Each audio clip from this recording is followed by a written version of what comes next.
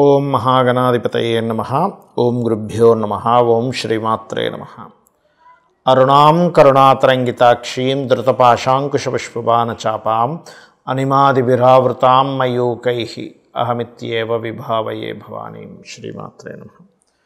ప్రేక్షకులకి లలితాంబిక అమ్మవారి యొక్క అనుగ్రహం పరిపూర్ణంగా కలగాలని స్ఫూర్తిగా కోరుకుంటూ మనం ఈరోజు 16వ తేదీ నుంచి 31వ తేదీ వరకు ఉన్నటువంటి పక్ష ఫలితాలు ఏ విధంగా ఉన్నాయి, అలాగే గ్రహస్థితి ఏ విధంగా ఉంది ఈ 15 రోజుల పాటు అంటే పక్ష ఫలితం చూసుకున్నట్లయితే, గురువు మనకి మిథున రాశిలో ఉంటూ 18వ తేదీకి మారిపోతున్నాడు కర్కాటకంలోకి. అలాగే శుక్రుడు 17వ తేదీ శుక్రుడు చూసుకున్నట్లయితే అక్కడే ఉంటున్నాడు కన్యారాశిలోనే. రవి మాత్రం 17వ తేదీకి కన్యారాశి నుంచి తులారాశిలోకి మారుతున్నాడు. మరియు తులారాశిలో కుజుడు బుధుడు ఇద్దరు ఉన్నారు. ఆ కుజుడు బుధుడు కూడా కుజుడు 27వ తేదీకి, బుధుడేమో 24వ తేదీకి వృశ్చిక రాశిలోకి మారిపోతున్నారు. అదేవిధంగా సింహంలో కేతువు చంద్రుడు, ఆ యొక్క చంద్రుడు 15 రోజుల పాటు మనకి 6 రాశులు మారుతాడు. మరియు అదేవిధంగా మీనంలో ఉండేటువంటి శని, కుంభంలో రాహు యొక్క సంచారం జరుగుతుంది. ఈ యొక్క గ్రహస్థితిని అనుసరించి 12 లగ్నాల వారికి, లగ్నం తెలియని వారి రాశి నుంచి కూడా చూసుకోవచ్చు ఎటువంటి ఫలితాలు ఉన్నాయి, ఏ విషయాల పట్ల జాగ్రత్త వహించాలనేటువంటి విషయాలు మనం తెలుసుకుందాం. అయితే చెప్తుంది నేనైనప్పటికీ ఈ విషయాలు సాక్షాత్ అమ్మగా భావిస్తూ ఒక్కొక్కటిగా తెలుసుకుందాం. సింహం వారికి కనుక చూసుకున్నట్లయితే మీ యొక్క రాశ్యాధిపతి 2వ స్థానం నుంచి 3వ స్థానంలోకి వెళ్తున్నాడు. రవితో కలిసి 17వ తేదీ నుంచి ఉంటాడు.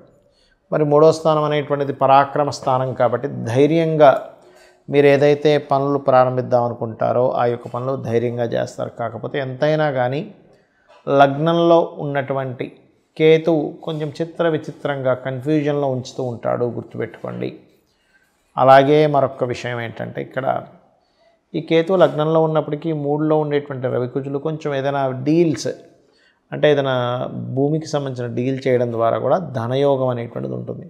కాకపోతే 2వ స్థానంలో శుక్రుడు నీచ స్థానంలో ఉన్నాడు కాబట్టి కొంచెం అమ్మవారి యొక్క నామస్మరణ చేస్తూ ఉండండి. అలాగే ఓం సంపత్కరీ సమారూఢ సింధుర వ్రజసేవితాయే నమః అనే మంత్ర సాధన చేస్తూ ఉండండి. అదేవిధంగా మరొక విషయం ఏంటంటే, ఇక్కడ ఈ పంచమాధిపతి, పంచమంలో ఉండేటువంటి గ్రహాలు, పంచమ స్థానాధిపతి అయినటువంటి గురువు కొంచెం ఎగ్జాల్టెడ్లోకి వస్తున్నాడు కాబట్టి ఏదైనా పుణ్యక్షేత్రాలు వెళ్ళడం, ఏదైనా సేవా సంబంధం మూలంగా కూడా మీకు మీ యొక్క పూర్వజన్మలో చేసినటువంటి కొన్ని ఇవి యాక్టివ్ అవుతూ ఉంటాయి. కాబట్టి ఏదైనా దేవతా సంబంధించినవి, సేవా సంబంధించినవి చేయడం, ఇట్లాంటి విషయాల్లో మీరు చక్కగా ఫలకృతం అవుతుంది. అదేవిధంగా మరొక విషయం ఏంటంటే, ఇక్కడ గమనించినట్లయితే ఇప్పుడున్నటువంటి గ్రహస్థితికి మీ యొక్క సింహలగ్నం వారికి విదేశీ సంబంధాలు లేకపోతే విదేశాల్లో ఉండేటువంటి వారు ఎవరైనా పార్ట్నర్స్గా రావడం ఇటువంటివి బలంగా చూపిస్తున్నాయి. ఈ నెలలో మాత్రం ఎట్టి పరిస్థితుల్లో మీరు దశమాధిపతి నీచ స్థానంలో ఉన్నాడు కాబట్టి ఉద్యోగ సంబంధించినటువంటి అంశంలో ఉన్న ఉద్యోగాన్ని వదిలేసి ఇంకో ఉద్యోగంలోకి వెళ్ళిపోదాం అనేటువంటి తొందరపాటు నిర్ణయాలు మాత్రం ఎట్టి పరిస్థితుల్లో తీసుకోకండి, గుర్తుపెట్టుకోండి. 12వ స్థానంలోకి ఎవరికైనా సరే గురువు వచ్చినప్పుడు దత్త చరిత్ర పారాయణం చేయడం చాలా మంచిది. అలాగే అదేవిధంగా దక్షిణామూర్తి యొక్క స్తోత్ర పఠనము, గోశాలకు వెళ్ళి సేవాస్థానంలో గురువు వచ్చి ఉన్నాడు కాబట్టి గోవులకి సేవ చేయడం చేసినట్లయితే అన్ని విధాలా మీకు బాగుంటుంది. చాలామంది ఏమండి మేము ఎంత కష్టపడినా కూడా మాకు ధనపరమైనటువంటి విషయాల్లో అభివృద్ధి ఉండట్లేదు, ఏమి చేయాలని అడుగుతూ ఉంటారు.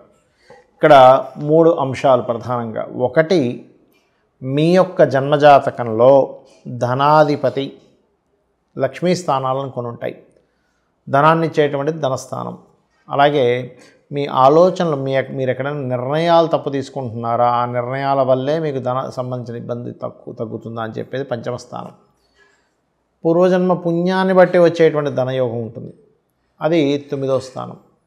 అలాగే లాభాలు, వ్యాపారాలు బట్టి వచ్చేటువంటి లాభస్థానం. లేదండి నేను జాబ్ పరంగా చేస్తానండి అన్నప్పుడు 6వ స్థానాన్ని, దశమ స్థానాన్ని ఇట్లా చూస్తూ ఉంటాం. అయితే ఇందులో ఒక్కొక్క గ్రహానికి ఒక నిర్దిష్టమైనటువంటి కారకత్వాలు ఉంటాయి. ఒక్కొక్క గ్రహానికి గుర్తుపెట్టుకోండి. ఆ గ్రహము మొత్తం మనకి 2 ఛాయాగ్రహాలు, మిగతా 7 గ్రహాలు మొత్తం 9 కలిపితే మీ ధనాధిపతి ఏ నక్షత్రములో ఉన్నాడు, ఏ గ్రహంతో సంబంధం కలిగి ఉన్నాడు, అసలు అక్కడ ఉన్నదేమిటి, మీరు ఎక్స్పెక్ట్ చేస్తుంది ఏమిటి అంటే చిన్న ఎగ్జాంపుల్ చెప్తాను చూడండి.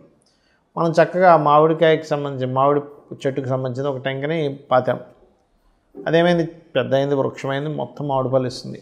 మీరు ఎక్స్పెక్టేషన్ మాత్రం చింతకాయలు రావాలనో లేకపోతే సీతాఫలం రావాలనో అనుకున్నారు. అది రావట్లేదు. ఎక్కడి నుంచి వస్తుంది అంటే మీరు ఏదైతే నాటారో భూమిలో దాని యొక్క ఫలమే వస్తుంది. అలాగే మనం పూర్వజన్మలో ఏదైతే కర్మ చేశామో ఆ కర్మ సంబంధించిన ఫలితం వస్తూ ఉంటుంది. జ్యోతిష్ శాస్త్రంలో మీకు అసలు ధనయోగం ఎందులో ఉందో చూసుకోవాలి. అంటే ఒక వ్యాపారం చేస్తే ఉందా, ఉద్యోగం చేస్తే ఉందా, ఆ ఉద్యోగం కూడా ఇక్కడ చేస్తూ ఉందా, వేరే రాష్ట్రానికి మారాలా, వేరే దేశానికి వెళ్ళాలా. చాలామంది ఏమనుకుంటారు, ఏమంటే నేను పెద్దగా చదువుకోలేదు, ఏ దేశానికి వెళ్తాను. కొన్ని వృత్తులకి కొన్ని టాలెంట్స్కి చదువుతో సంబంధం అనేటువంటిది ఉండదు. ఇది ముఖ్యంగా గుర్తుపెట్టుకోవాలి. అలాగే వ్యాపారం చేసేటట్టయినా చదువుకునేటప్పుడైనా కూడా ముఖ్యంగా చిన్నపిల్లలకి ఒక ఏజ్ వచ్చినప్పటి నుంచే, ఒక సర్టన్ ఏజ్ స్టార్ట్ అయినప్పటి నుంచే జాతకం చూపించుకుంటే అసలు వీళ్ళు ఏ రంగాల్లోకి వెళ్తే బాగుంటుంది. ఆ పిల్లవాడికి ఇంజనీరింగ్లో ఉంటుంది, పాపం తల్లిదండ్రులు వీళ్ళు డాక్టర్ చదివిసి వీళ్ళ లైఫ్ బాగుంటుందేమో అనుకుంటే దాని మీద ఇంట్రెస్ట్ ఉండక సరిగా అది నడవక ఎందుకు చదివేంటారు ఎంబీబీఎస్ అన్నట్టుగా ఉంటుంది. ఇంకొంతమందికి ఫ్యాషన్ దాని మీద ఉంటే వాళ్ళు వెళ్ళి ఇంకో డాక్టర్ చదువుతూ ఉంటారు. అట్లా ఏంటంటే అసలు మొట్టమొదటిగా మన జన్మజాతకంలో అసలు ఏ యోగం ఉంది. అందరికీ కూడా ఆర్థికమైనటువంటి ఇబ్బందులే 90% ఉంటాయి. మిగతా అంతా కూడా ఏంటి, ఆరోగ్యం అనుకోండి, మిగతా మ్యారిటల్ ఇష్యూస్ అనుకోండి, ఇవన్నీ దట్ ఈస్ డిఫరెంట్ థింగ్. కానీ ఆర్థికంగా స్థిరపడితే ప్రతి ఒక్కరూ ఆనందంగా ఉంటారు. కాబట్టి మీ అందరికీ కూడా నేను చెప్పేది ఒకటే, మీరు ఎంత ఇబ్బంది పడుతున్నా అమ్మవారి నామం ఒకటి ఉంది, అది కనుక మీరు స్మరించుకోగలిగితే భక్తి శ్రద్ధ భావనతో నిత్యము రోజు చేస్తూ ఎక్కడా కూడా టైం తప్పకుండా, ఎందుకంటే ఉదయం పూటే చేయండి. చాలామంది ఏంటంటే ఏమంటే సాయంత్రం చేసుకోవచ్చా, ఉదయం మిస్ అయితే అంటే చేయొచ్చు, చేయకూడదని కాదు. కానీ ఏమవుతుంటుందంటే ప్రాక్టికల్గా నేను చూసినప్పుడు కొంతమందికి నాన్ వెజిటేరియనో లేకపోతే ఇంకోటితో అలవాటు ఉంటుంది. పొద్దున్నే మీరు చేసేసుకున్నారు అనుకోండి, తర్వాత మీకు ఉండే అలవాటుని బట్టి ఏదో తింటారు, ఫుడ్ రిలేటెడ్ సంబంధించింది, అది వారి వృత్తులను బట్టి వారికి సంబంధించినటువంటి దీన్ని బట్టి వాళ్ళకి అలవాటు ఉంటుంది. ఇక్కడ ఏమవుతుంది, మధ్యాహ్నం ఏదో నాన్ వెజిటేరియన్ తిన్నారు, అమ్మో ఇవాళ సాయంత్రం నేను చేయకూడదు కదా, అమ్మవారిది కదా అని పెండింగ్ పెడతాం. ఈ కంటిన్యూటీ అనేటువంటిది మన ఆహారపు అలవాట్ల మూలంగా ఎక్కడో అది ఆగుతూ ఉంటుంది. అలాగే మరొక విషయం ఏంటంటే చాలామంది 108 సార్లు చేయడం, ఒక మాల తిప్పడం చేస్తారు. అలా చేయకండి. ఒక 45 నిమిషాలు లేదా అరగంట సేపు నేను చెప్పబోయే మంత్రాన్ని చేయండి. ఖచ్చితంగా మీకు ఫైనాన్షియల్గా బాగుంటుంది, అప్పులున్నా కూడా క్లియర్ అవుతాయి. ఆ రెండో ఏంటో కూడా చెప్తాను. ఒకటి, ఓం ధర్మాధ్యక్ష ధనాధ్యక్ష ధనధాన్య వివర్ధినియే నమః. ఇది మీరు పలికేటప్పుడు ఆ భావన కనెక్ట్ అవ్వాలి. ధర్మాధ్యక్ష అనగానే ఆ ధర్మాన్ని అధ్యక్షురాలు నీవేక తల్లి. ధనాధ్యక్ష ఈ విశ్వంలో ఉండేటువంటి ప్రతి ఏదైతే మనీ ఫామ్లో ఉందో, మనీ అనేటువంటి పవర్ ఫామ్లో ఉందో అంతటికీ అధ్యక్షురాలు నువ్వేక తల్లి. ధనధాన్య వివర్ధిని, ధనాన్ని ధాన్యాన్ని ఇచ్చే తల్లివి నువ్వే కదా అని లలితాంబవారిని అనుకోండి. అలాగే ఓం అపర్ణాయై నమః. ఈ మంత్రము ఖచ్చితంగా మీకు అప్పుల నుంచి బయటపడేస్తుంది, అప్పుల బాధల నుంచి బయటపడగలుగుతారు. అంటే క్యాలిక్యులేషన్ అనేది స్టార్ట్ అవుతుంది, ఎలా చేయాలి, ఎలా అప్పు తీర్చుకోవాలి, నాకు ఉన్నటువంటి అప్పు ఎలాగా అనే దాని మీద మనకి అర్థమవుతూ ఉంటుంది.